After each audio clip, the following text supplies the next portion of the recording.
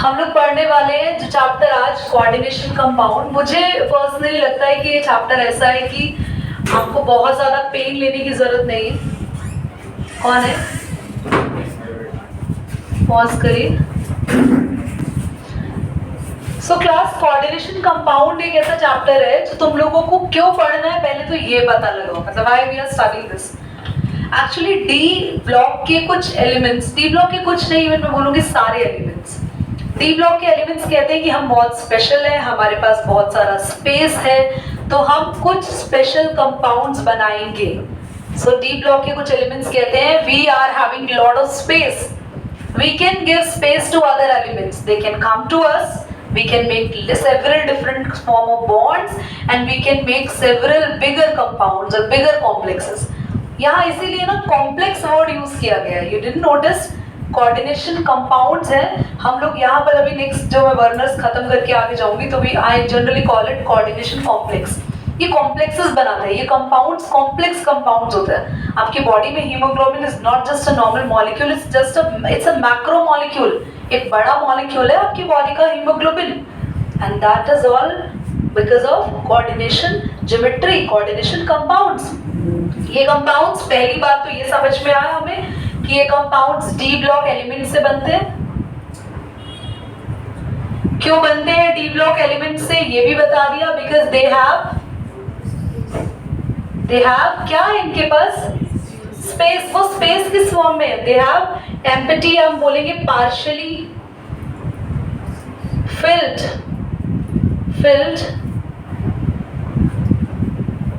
देखो पता है क्या होता है, मैं लिखती हूँ और मैं बोलती कुछ और तो वो कुछ अलग ही चल जाता है। Partially filled D orbitals. मेरे माइंड में डी ऑर्बिटल्स पहले आ गया था, लिखना फिल्ड था तो वो डी बन गया। They are partially filled D orbitals. D orbitals partially filled का मतलब जानो, रटना थोड़ी है, तुम लोग चीजों को रटने तो आए नहीं हो। डी ब्लॉक की बात करें तो हम ऐसे 5 कमरों का एक छोटा सा ग्राउंड फ्लोर का हम एक बंगलो बना लेते हैं। 5 कमरे हैं, ठीक है।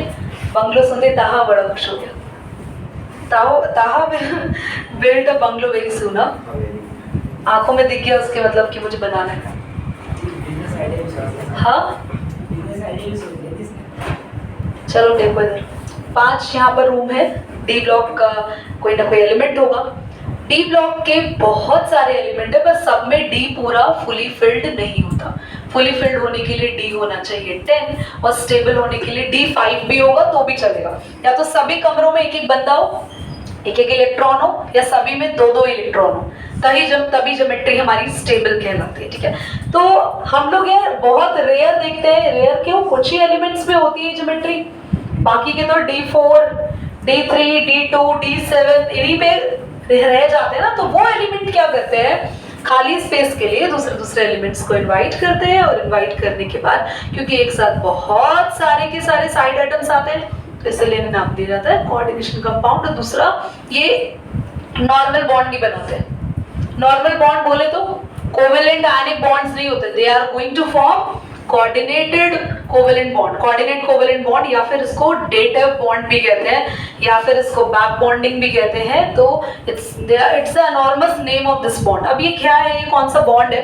11th में इस बॉन्ड को ऑलरेडी पढ़कर आए हो, and I will ask from you, video on ही रहने दो, पता चले सबको कि क्लास कितनी इंटेलिजेंट है। तो कोऑर्डिनेट कोवेलेंट बॉन्ड क्या होता है? बोलो।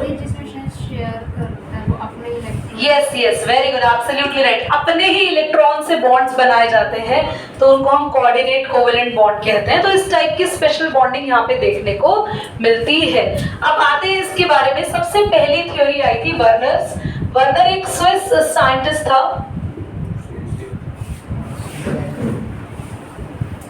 Swiss, I think you must be aware, हाँ, बिलोंग टू स्विट्जरलैंड, ठीक है। यार पॉज तो करें एक बार, क्या बोला? तो he belong to Switzerland and is a Swiss scientist. And इन्होंने थियरी क्या दी थी, सुनो। इन्होंने बोला था कि हर एक सेंट्रल एटम जो होता है, सेंट्रल एटम कौन? डी ब्लॉक का कोई भी एलिमेंट होगा, वही तो सेंट्रल एटम है, वही तो सेंट्रल मेटल एटम है। सो जगाओ जरा पीछे।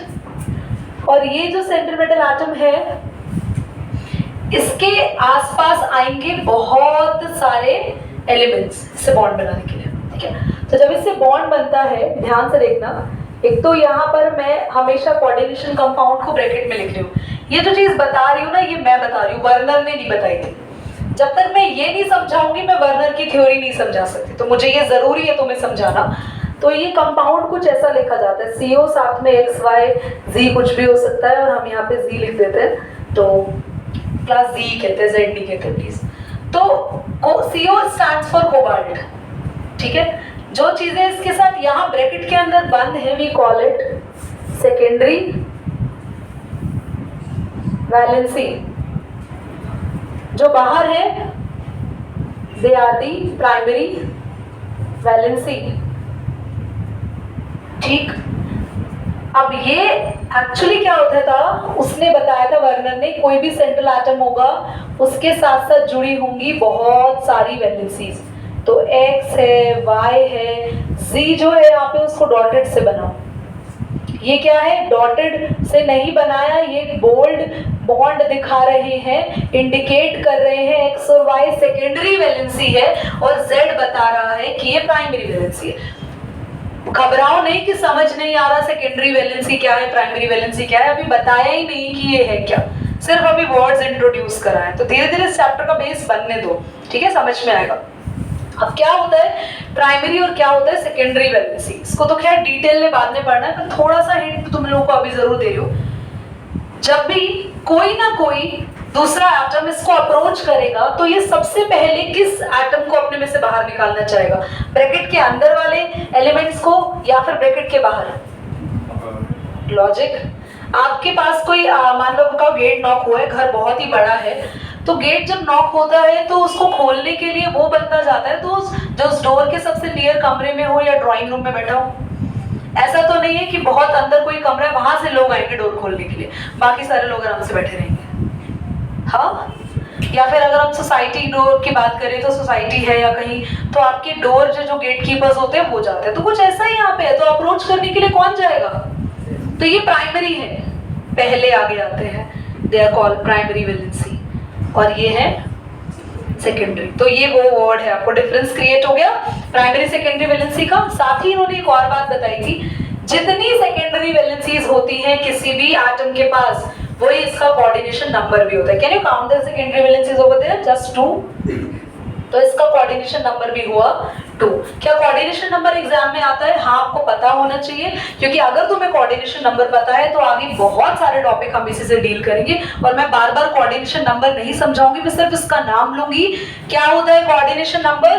It is the number of secondary valencies और the elements which are there with the central atom but only in the square bracket. और अगर ऐसा कंपाउंड दे दिया, बना दिया, तो इसमें कैसे पता लगाओगे सेकेंडरी वैलेंसीज कितनी है? जितने बोल्ड बॉन्ड्स दिखा रहे हैं वो सेकेंडरी वैलेंसी है, और जितने भी डॉटेड बॉन्ड्स दिखा रहे हैं वो सब प्राइमरी वैलेंसी है। तो वर्नर की थ्योरी का एक पूरा कंक्लूजन आपके सामने रखें तो वर्नर ने कहा था कोऑर्डिनेशन कंपाउंड जो है वो डी ब्लॉक एलिमेंट के बने होते हैं, उसमें सेंट्रल एटम होता है, इसके साथ प्राइमरी सेकेंडरी वैलेंसीज होती हैं।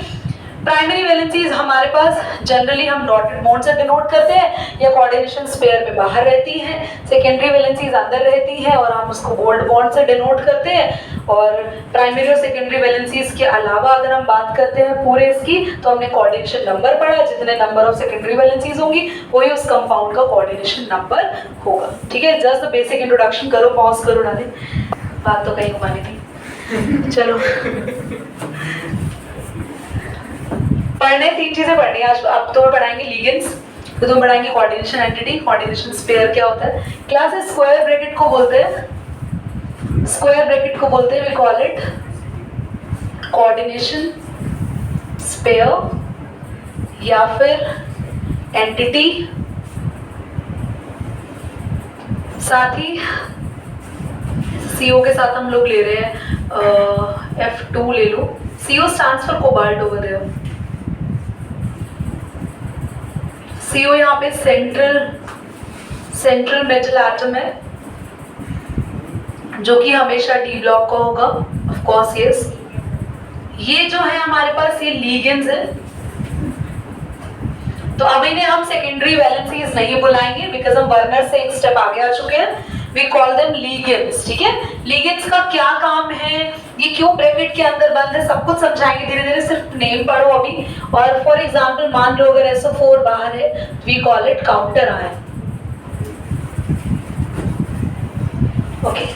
अब अगर मैं तुमसे पूछूं कि ये कोऑर्डिनेशन स्पेयर कैटायनिक है, एनायनिक है या न्यूट्रल है, कैसे पता चलेगा, ध्यान से सुनो।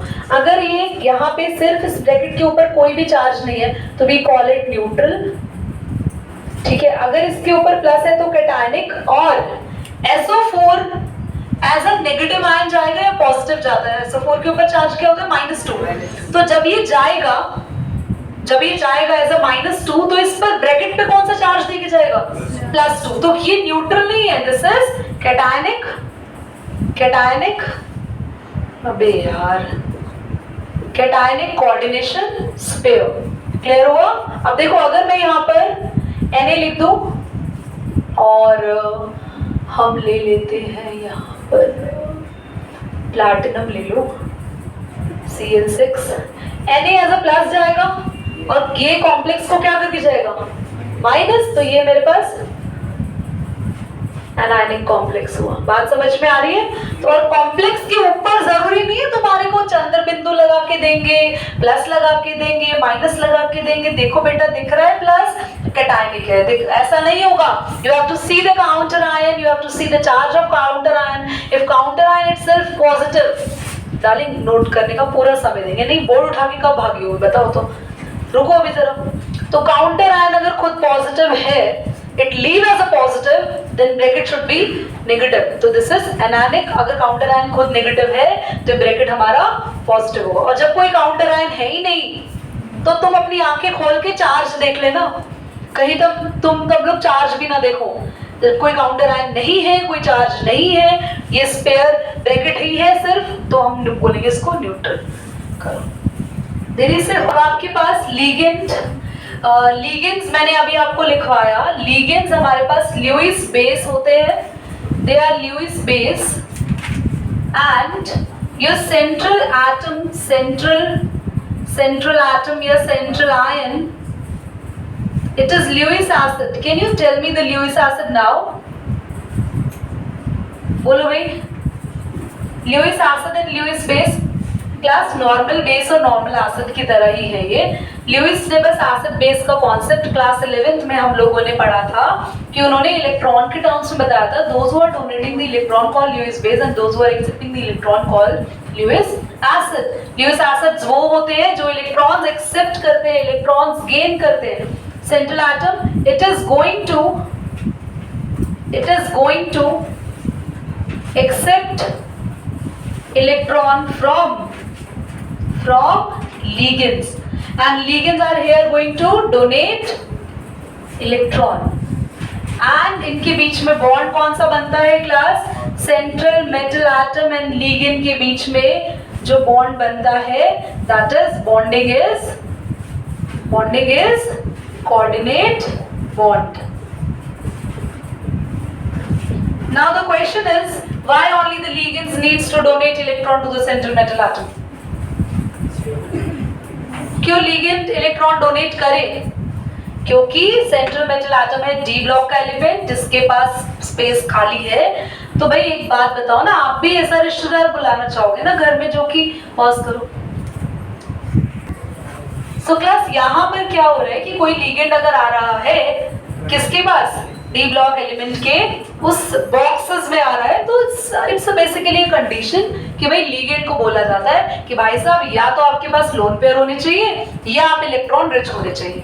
मतलब हर हाल में आपको एक अच्छा न्यूक्लियोफाइल होना पड़ेगा, नहीं तो आपकी यहाँ कोई भी जरूरत नहीं है। समझ में आ गया? अब लिगेंड जैसे कि एग्जांपल देते हैं, लिगेंड हो सकता है अमोनिया NH3, तो इसके अंदर अमोनिया का जो लोन पेयर होता है नाइट्रोजन पे होता है। तो ये जो लिगेंड मैंने आपके सामने बनाया, इस लिगेंड के अंदर डोनर एटम कौन होगा बताना जरा, नाइट्रोजन और हाइड्रोजन ना, ऐसा मैं बेहोश हो जाने वाली थी। Nitrogen is the donor atom. तो कभी डोनर एटम सुनो तो डोनर दीदी, डोनर एटम वर्ड क्यों बोला जा रहा है, ये तो बहुत बड़ा मॉलिक्यूल है, डोनर मॉलिक्यूल बोलो, पर पूरा मॉलिक्यूल डोनेट नहीं करा, there is only one atom is responsible for donating. So in this ligand, the donor atom is nitrogen. I'm going to use this word again and again. Also I'm going to start with the denticity now. Monodentate, bidentate, didentate पढ़ाएंगे आपको. बताते जरा क्या है. अगर ligand के पास सिर्फ एक डोनर एटम हो, अगर सोहेल बस एक हाथ से डोनेट कर रहा है तो सोहेल इज मोनोडेंटेट. वहीं आगे ये वैभव भी दोनों हाथों से डोनेट कर रहे हैं, लो भाई दान लो, तो ये है बाइडेंटेट. समझ में आ रहा है? अब आकाश तो दोनों हाथों से डोनेट करता है, पर आकाश बहुत स्मार्ट है, एक बारी में एक हाथ यूज करता है और एक बारी में एक हाथ यूज कर सकता है. मतलब है तो दो हाथ डोनेट करने के लिए, but he is using only one hand at a time. तो ये है एम बाइडेंटेट. अगर कोई एक ही हाथ से डोनेट कर रहा है, दूसरे हाथ को बिजी कर रखा है, सोहेल ने फोन में बात कर रहा है, एक हाथ से डोनेट कर रहा है, monodentate. Those who are donating and using both the hands, bidentate. But those who are having both the hands, but they are at that time using one hand, they are ambidentate. पर please ऐसे definition exam में लिखकर मत आना, okay? तो अभी ये चीज तुम्हें क्लियर होगी. पर एग्जाम में आते हैं इनके एग्जाम्पल, और एग्जाम्पल बहुत ही बेहतरीन है. अभी बनाएंगे, करो उसको पॉज करो. अभी मिलवाते हैं बेटा फेवर से सोहेल से. तो मोनोडेंटेट लिगेंड हमारे पास है Cl माइनस. पहले मोनोडेंटेट की बात. मोनोडेंटेट पढ़ क्या रहे हैं हम लोग? Types of ligands. लिगेंड्स कितने टाइप के होते हैं? फर्स्ट वो लिगेंड हमने पढ़े जिनके पास एक ही डोनर एटम होता है, उनको मोनोडेंटेट लिगेंड कहते हैं. जैसे कि हमारे पास NH3 only one donor atom nitrogen, H2O one donor atom here oxygen with two lone pairs, Cl minus, Cn minus, OH minus, CO etc. They all are the examples of monodentate ligands. Then we have examples of bidentate, bidentate या फिर didentate. They are the ligands. Dentate ठीक है. They are the ligands have two donor atoms, जिसमें अभी example हम लोग लिखने वाले हैं.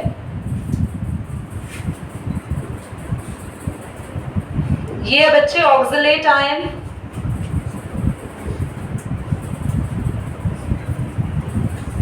ऑक्सलेट के बाद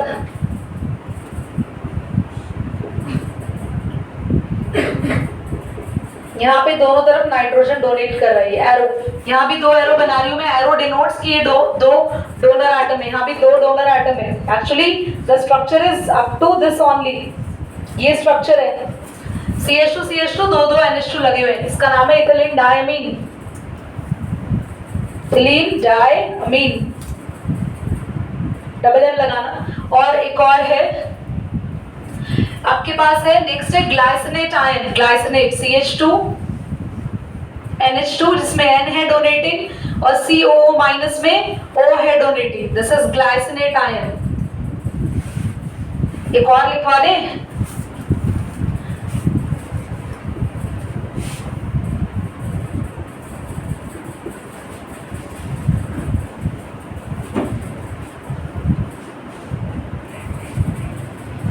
यहाँ पे भी दोनों N है, ये डोनेट कर रहे हैं. ये है डायपिरिडीन. डायपिरिडीन. चलो पॉज कर दो.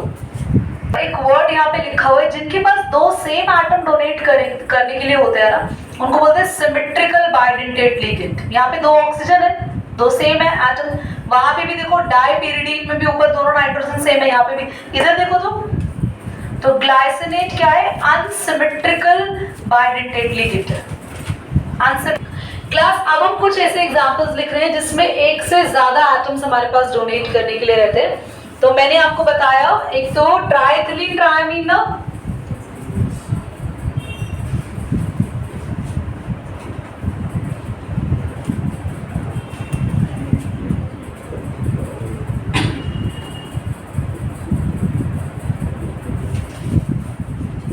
तो भाई बन गया. देखो ये जल्दी से देखो. CH2 NH NH एक इथिलीन, CH2 NH NH एक इथिलीन, CH2 NH NH तीन इथिलीन है. देखो एक CH2 एक इथिलीन, दूसरा तीसरा. तो इसलिए इसका नाम है ट्राई इथिलीन ट्राई अमीन. देखो कितनी डोनर साइट्स हैं? दो से ज्यादा डोनर साइट है ना, तो ये पॉलीडेंटेट हुआ. कौन सा लिगेंड हुआ बोलो? पॉलीडेंटेट. और एक चीज और देखो जल्दी से,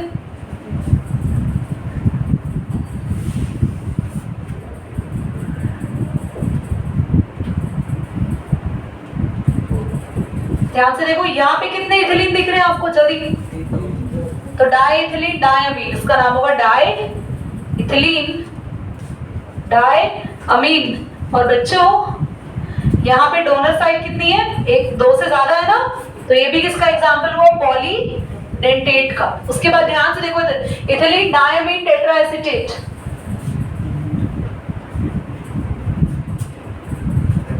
बोर्ड पे देख लो, इथिलीन डायमीन टेट्राएसिटेट CH2COO-।